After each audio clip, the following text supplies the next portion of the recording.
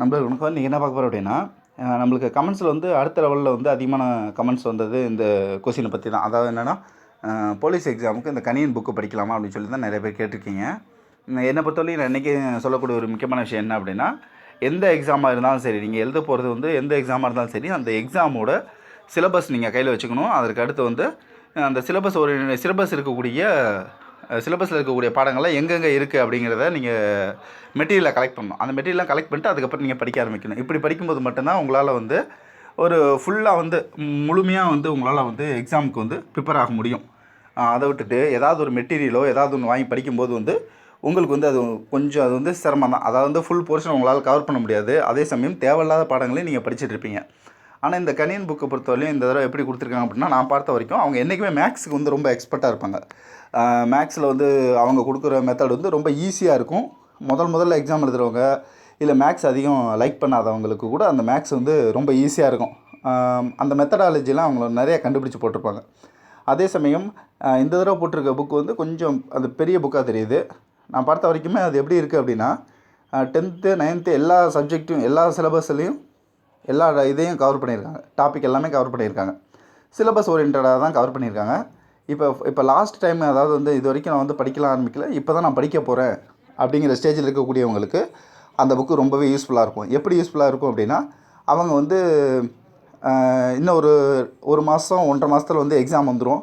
என்னால் வந்து ஃபஸ்ட்லேருந்து புக்கிலேருந்து எடுத்து படிக்க முடியாது, முதல்ல ப்ரிப்பரேஷனே கரெக்டாக கொண்டு வர முடியாது. அப்படிங்கிற பட்சத்தில் இருக்கக்கூடியவங்க என்ன செய்யணும் அப்படின்னா, ஃபஸ்ட்டு இந்த புக்கு வாங்கினீங்க அப்படின்னா இதில் வந்து ஃபுல் அண்ட் ஃபுல் வந்து 10th 9th 8th எல்லாமே கொடுத்துருக்காங்க. எல்லா கிளாஸுக்கு உண்டான போர்ஷன்லேயும் எல்லா இடத்துலையும் வந்து ஒவ்வொரு டாபிக் வரிசையாக வந்து கொஷின்ஸ் வந்து எடுத்து ஒன்று கூட மிஸ் ஆகிடக்கூடாதுங்கிற மாதிரி எடுத்து வச்சுருக்காங்க.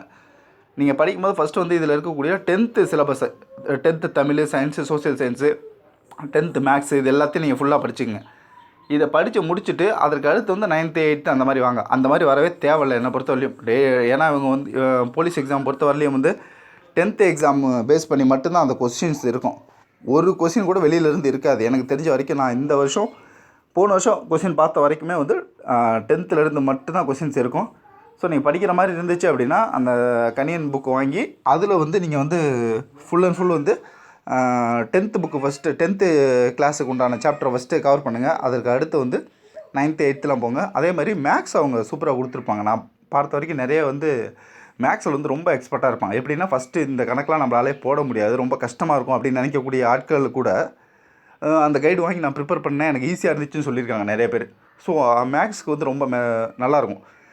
ஏன் அப்படி சொல்கிறேன் அப்படின்னா, இதில் வந்து நிறைய மெத்தட் கொடுத்துருப்பாங்க. ஒரு சம் இருக்குது அப்படின்னா, ஒரு கணக்கு இருக்குன்னா அந்த கணக்குக்கு வந்து ஒரு 4-5 மெத்தட் இருக்கும் ஆன்சர் வர்றதுக்கு. ஆனால் அவங்க அந்த 4-5 மெத்தடுமே கொடுத்துருப்பாங்க. அதே சமயம் நமக்கு எந்த மெத்தட் ஈஸியாக இருக்கும், நமக்கு எந்த மெத்தட் மறக்காது அப்படிங்கிறதையும் தெரிஞ்சுக்கிட்டு நாம் அதை ப்ரிப்பேர் பண்ணணும். அந்த கைடு வாங்குகிறோம் அப்படின்னா அதில் இருக்க ஒரு சம்மம் போட்டு பார்க்குறோம், அதே மாடல் கொஸ்டின் பேப்பர் பின்னாடி கொடுத்துருப்பாங்க, அதையும் ப்ரிப்பேர் பண்ணி பார்க்குறோம். அப்படி இருக்கும்போது மட்டும்தான் நமக்கு வந்து அது மறக்காது. அதை விட்டுட்டு இவங்க சொல்லும்போது ஒரு மெத்தடை நம்ம ஃபாலோ பண்ணிவிட்டு அதுக்கடுத்து எக்ஸாம் சென்டரில் போய் உள்ளே உட்காந்ததுக்கப்புறம் ஒரு மெத்தடை ஃபாலோ பண்ணோம் அப்படின்னா நமக்கு வந்து கன்ஃபியூஸ் ஆகிடும். தேவையில்லாமல் நேரம் தான் வந்து விரயமாகும். ஸோ நீங்கள் ப்ரிப்பேர் பண்ணுறது முக்கியம் கிடையாது, அதை முழுசாக ப்ரிப்பேர் பண்ணிங்க. இப்போ கடைசி சமயத்தில் படிக்கக்கூடிய ஆட்கள் வந்து என்னால் மெட்டீரியல்லாம் கலெக்ட் பண்ண முடியல அப்படின்னா நேராக அந்த புக்கை வாங்குங்க, முழுசாக அதை மட்டும் படிங்க, வேறு எந்த கைடும் வாங்க தேவையில்ல. ஒருவேளை நீங்கள் வேறு கைடு வாங்கினீங்க அப்படின்னாலும் அந்த கைடையாவது முழுசாக படிங்க. அதில் பாதி இதில் பாதி அப்படி வச்சு படிச்சிங்க அப்படின்னா முழு போர்ஷன் அவங்களால கவர் பண்ண முடியாது. ஸோ நீங்கள் தயவு செஞ்சு எந்த மெட்டீரியல் வாங்குறீங்களோ அதை பற்றி பிரச்சனை இல்லை.